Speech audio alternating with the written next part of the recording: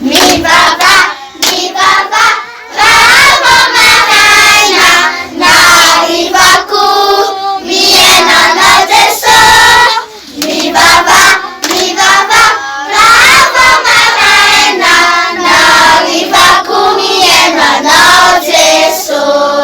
Mivava raha maraina narivako miainana Jeso. Mivava raha maraina narivako miainana Jeso. Finaritra faly miarabantsika rehetra indray androany te anontany anao ianao ka isaky ninona no mivavaka. Ny mivavaka ambarako eto dia hoe miresaka amin'Andriamanitra, satria ny vavaka dia miresaka amin'Andriamanitra. Impiry ka ianao no miresaka amin'Andriamanitra dia isaky ninona ianao no miresaka amin'Andriamanitra.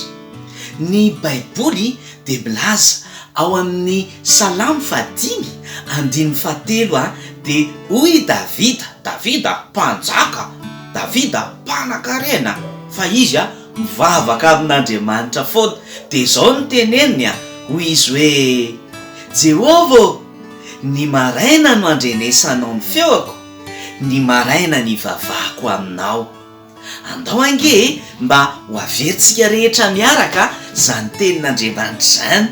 Ho averintsika: Jehova, ny maraina no andrenesanao ny feoko, maraina ny vavako aminao.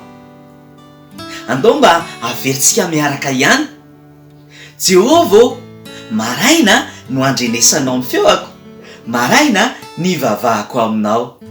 I Davida mpanjaka dia isa maraina izany mivavaka.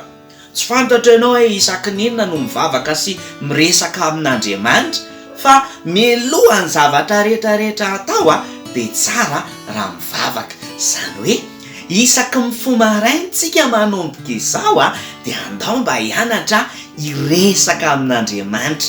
Dia isa maraintsika miresaka amin'Andriamanitra dia tsara raha ho ataontsika fiainana isan'andro san'andro zany, tsy indray mandeha ihany fa isan'andro san'andro dia andao hivavaka sy hiresaka amin'Andriamanitra, satria Jehova, ny maraina no andrenesanao feoko, maraina ny vavako aminao. Dia isaky maraina dia hivavaka foana ny antsika. Dia faly manokana androany mifampizara aminao amin'izany fa mila mivavaka isa maraintsika tena tsara mifampiresaka amin'Andriamanitra isa maraina, mialoha mianatra, mialoha miasa, mialoha manao raharaha, mialoha ny zavatra rehetrarehetra dia andao tsy hanao ninina intsony fa alao aloha miresaka amin'Andriamanitra zay vao manao zavatra rehetrarehetra. Dia mahasotoa miresaka amin'Andriamanitra daholo voalohany indrindra isa maraina.